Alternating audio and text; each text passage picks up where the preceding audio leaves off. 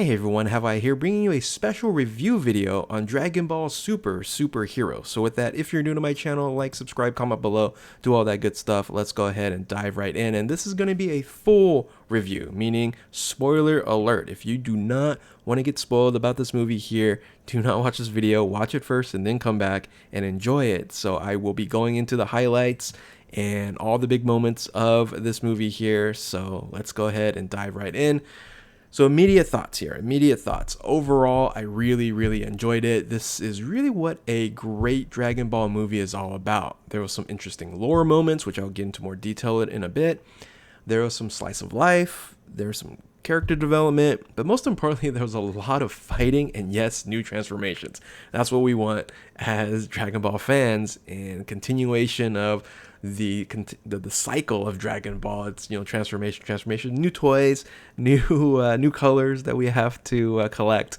But all in all, I think as far as Dragon Ball movies go, this is a fantastic addition to the franchise and a great follow-up to Dragon Ball Super, the Broly movie, which in all intents and purposes was beloved in the community, right? So I think this movie here has those same types of moments, and I enjoyed it as much as the Broly movie. So but just a quick note here. So I'm going to dive into the moments I enjoyed. I'm not going to go like full play-by-play. There's some great videos out there already that's done the full play-by-play.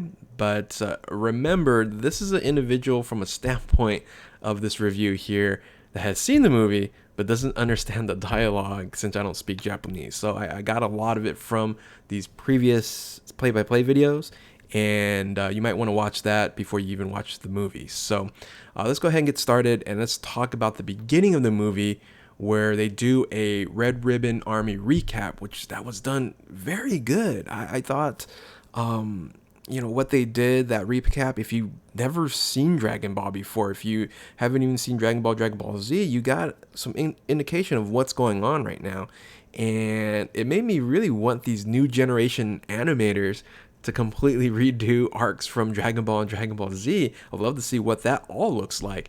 And it was a really great start to the movie, finding out a little bit more about where the Red Ribbon Army is now, Red Pharmaceuticals, Magenta, the president there. And then we get some interesting lore as Dr. Hedo arrives to Red Pharmaceuticals. And basically we get Dr. Hedo's family's tree, whereas we see Dr. Gero's family lineage. We see it's like a little couple of cards. It's like a little family tree that it's a little, animation here. And it shows these two individuals, which we as a Dragon Ball community know exactly who these are, and that's Android 21 and 16. But they show as Dr. Gero's wife is Vomi, and then you have Gevo, which is Android 16, which is his son. Now, the interesting thing is we do see another son that it has a little question mark on it, but is deceased. And we find out that that's where Dr. Hedo is, which makes Dr. Hedo Dr. Gero's grandson, right?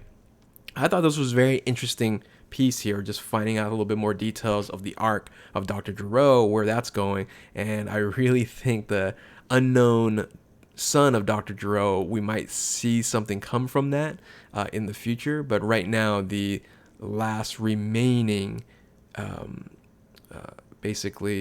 lineage for Dr. Gero is Dr. Hedo. So very interesting little piece there. So when Magenta, the president of Red Pharmaceuticals, aka Red Ribbon Army, he was pitching to Dr. Hedo to help him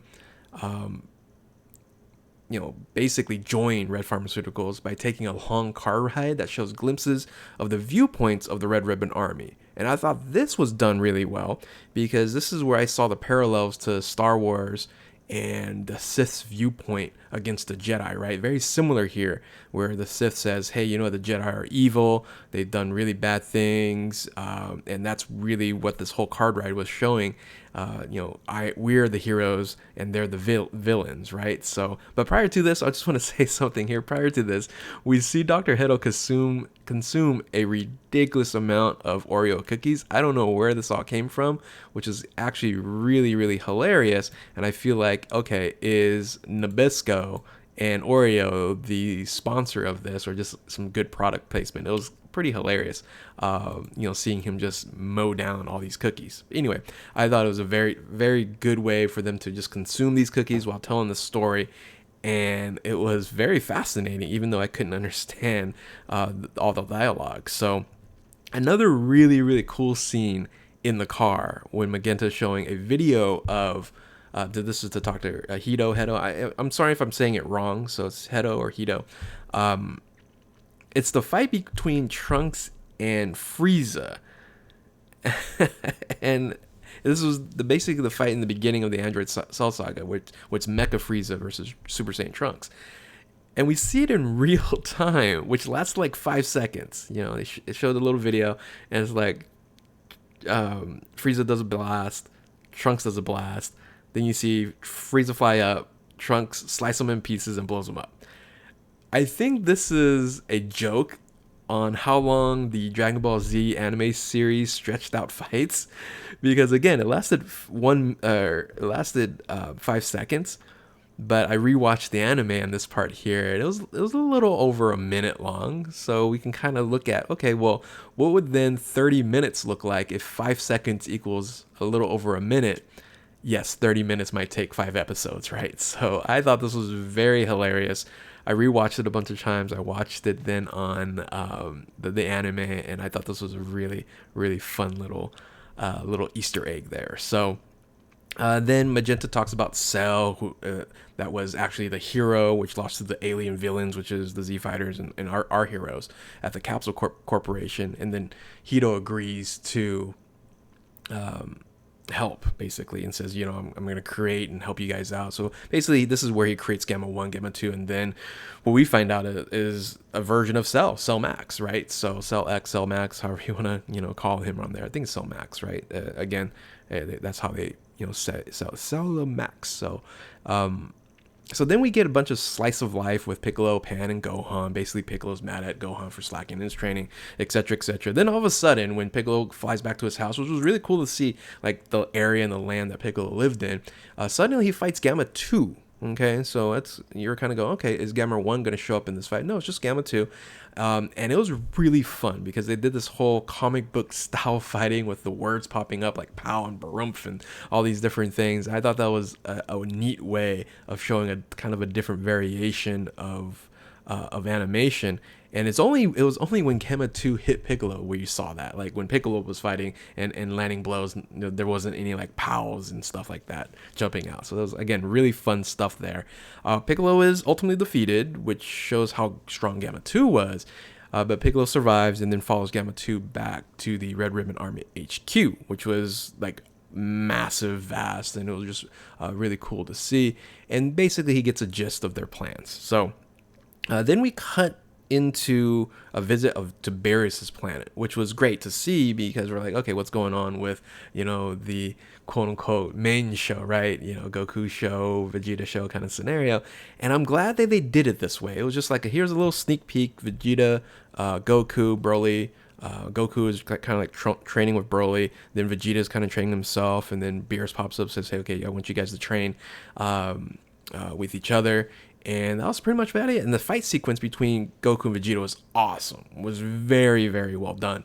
And really fun to see. So, and that was it. It was a very short little piece here. We get a payoff at the end at the post-credit scene. But right here, it was just nice to say, hey, here you go. Here's your Goku and your Vegeta here, but this is a Gohan movie, and we're going to go back into that Gohan and Piccolo movie, really. So we go back to Piccolo. Piccolo goes to Corn Tower, and then visit Dende, says, hey, I need to get powered up. I need to get awakened, in a sense. He wants to get awakened like Guru did for Gohan. And Dende says he can't do it, and basically upgrades Shenron. And then Piccolo ends up actually borrowing a wish, or just getting a wish out of the 3 wishes that Shenron is providing now. But Bulma gets 2, and this is where the joke of, Bulma's making these wishes. This is what we kind of find out from the Broly movie, right? Is Bulma's using Shenron's wishes to gradually look better. And in this case, she wanted her butt to be, a little nicer, a little firmer, and then a little longer eyelashes. That's it. So imagine all the power of a wish, and you're wishing for these little slight improvements so that people don't notice that you're getting older. So interesting there, right? So funny stuff there. But now let's dive into Shenron giving Piccolo the upgrade, saying that we give you a little extra there. And on top of that, Piccolo comes up with a plan to get Gohan more focused in fighting by kidnapping Pan for the Red Ribbon Army. So this is Grandfather of the Year stuff here. It's I was like, oh, okay, what's going on? Okay, gotcha. So fun stuff. Just I didn't take all this like overtly seriously, right? This is a anime. This is not a full-on drama. So goofy stuff like this doesn't make sense, but makes sense in general of the current storyline, right? So from here, which is about an hour into the movie, the rest of it's like pure action.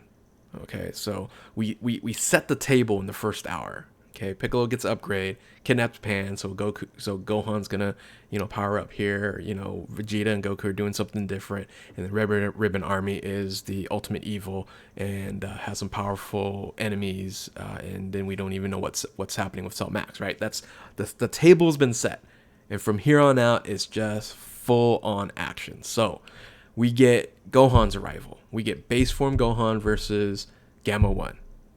No chance. So he has to go Super Saiyan and basically becomes a really solid fight. They go toe to toe. Gamma 1 still having the slight edge.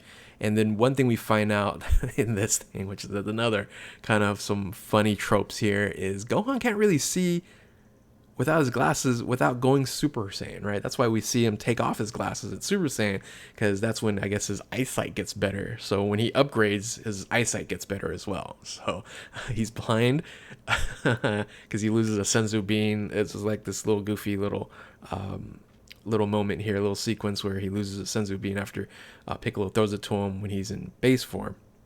But yeah, so he gets better eyesight as Super Saiyan in ultimate form. Now, once he goes Super Saiyan and still can't really keep up, I'm guessing it's Super Saiyan / Super Saiyan 2.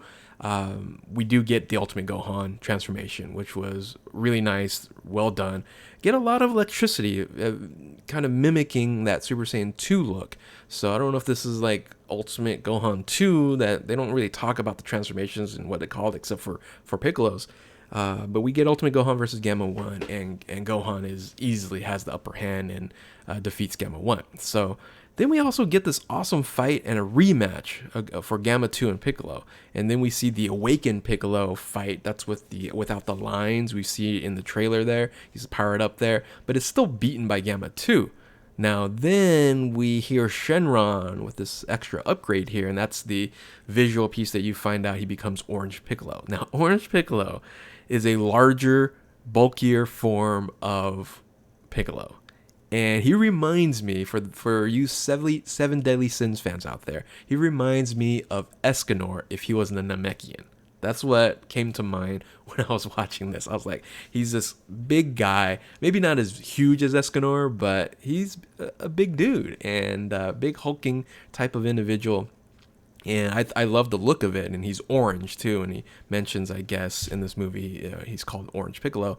I don't like the name, but we'll see what happens with the fandom calling him whatever he's gonna call him. So Orange Piccolo then basically defeats Gamma 2, no problem there. And they basically, Gamma 1, Gamma 2 is all defeated, and explain to them, hey, you're fighting for the bad guys. Red Ribbon Army is the bad guys. We're the good guys, and explains everything there. So Magenta's like, okay, all right, the cat's out of the bag. Let's basically do the last hurrah for him, and that's releasing Cell Max. And Dr. Hedo was like, no, don't do it. He's incomplete. His brain's not fully developed, and he tries his best to not have Magenta release Cell Max, but unfortunately, it's already been done. And Cell Max is a hulking beast. He is huge. And he looks great. He's a red second form cell, and I like the design. A lot of people are saying that they don't like it. They'd rather have like they really want to have more of the look of Perfect Cell, but this was a version of just a big hulking beast, and I thought it looked great for what it was for the final fight. I thought it was great. Now, Gamma 2 during this fight does sacrifice his life. but without any avail. And then Piccolo goes giant form, and but still gets smashed. Again, we do get a bunch of other of our favorite heroes jump in on here. We got Krillin 18 hop in, we got Goten and Trunks jump in their kind of teen form. We do get a botched fusion that goes into fat Gotenks. We do see, I should say this a little bit later, that toward the end of the video, toward the end of the movie, we do see them transform again, but we don't get to see Gotenks. From my viewpoint, we didn't see Gotenks, but we saw them fuse again. So little tease that we got there. But anyway, Giant Piccolo gets smashed, and basically there's no hope. And of course, this is where Dragon Ball does its best. There's no hope. We have nowhere to go. So Gohan does his final transformation, which is Gohan Blanco, like everyone's saying it is. So this is Ultra Instinct hair and aura with what I'm calling a Super Saiyan 2.5 hair length. Okay, it's longer, but it's not Super Saiyan 3 long. It's not Super Saiyan 2 short. It's kind of 2.5 there. And for some odd reason, red eyes. The transformation was really cool. They focus in on the red eyes or the eye pupil and the transformation there, and I thought it was awesome. It looks great. I've seen it multiple times, on social media so far, the posting, stuff like that. I think in relation to the movie, it works the best. If you saw this out of context, I don't think it's as epic or as impactful. So there's a reason why you want to watch the entire movie, and it makes all the sense in the world. And yeah, he demolishes Cell Max. They hit this little trigger in the top of his head, another Star Wars thing there, where there's a little spot that you have to shoot down, and he shoots it with a special beam cannon while Piccolo is holding him. And amazingly fun sequence here. It was just an additional hour or so of just fighting and transformations and power-ups. It was great. It was Dragon Ball, in my opinion, at its best, with characters that you haven't seen do this in a long time. And I think that is what's even better about it, is because this is not Goku and Vegeta getting new transformations. It is Piccolo and Gohan. Yes, it's unexplained, but I think they'll explain it later on. I don't think they care about it too much. They just want to make a fun movie, and this was a very, very fun movie. So we do get a post-credit scene where Vegeta defeats Goku. Now, this is for the third time. They make it seem like this is like his only and first time he's ever done it. All right? Vegeta's beaten Goku. The Saiyan Saga, Goku lost that fight, even though Vegeta, yes, after some help with Krillin and everyone, but one-on-one, Vegeta won that fight against Goku, right? So, Kaioken Goku versus Vegeta during the Saiyan Saga. So that's victory number one. Majin Vegeta, Super Saiyan 2 Goku, yes. Goku had Super Saiyan 3 in his back pocket, but he couldn't use it because he would have wasted his time, stuff like that. So Goku did lose there as well, all right? There's a loss there because he didn't go Super Saiyan 3. He lost when he was Super Saiyan 2. So now this time. And this time was just kind of they were just crazy tired, and it was like a little light punch that ended it all. So again, it does end with the Goku Vegeta show, so we might see something in the future. But that's the recap. And I really enjoyed this movie. I thought it was paced fairly well. There was some slow parts to this, again, because I didn't understand all the dialogue. But if I saw this in with the dub and understanding the dialogue, I think I would be more encapsulated. I can't wait to see it with the dub, with English, with English a dub on there. And yeah, I would love to hear a little bit more explanation, maybe some more Easter eggs and stuff like that. So other things, I would love to see some more explanation of how Cell Max was made. I thought they could have done a little bit more there. The final Gohan transformation, yes, totally unexplained. We have no clue what it's all about, how strong he is, stuff like that. So it's just going to be up in the air. I guess it's really up to us in the community to go crazy about it. So there you have it there. But yeah, that's my full review. I really enjoyed this movie. I think Dragon Ball fans will enjoy it as well. I say see it in a movie theater. support this, because again, this is going to be out. People are going to be watching this and they're like, oh, I've seen it already. No, I don't think you have if you haven't seen the movie theater, but you definitely want to support your favorite IP. If you guys are all Dragon Ball fans out there, you got to support the movie so they can do it again, and then maybe do things, you know, faster, right? So we'd love to see another movie coming out soon, or of course the anime return. But with that, hopefully you guys enjoyed this video here, again, as a full review of Dragon Ball Super Hero. Thank you all for watching. We'll catch you next time. Later.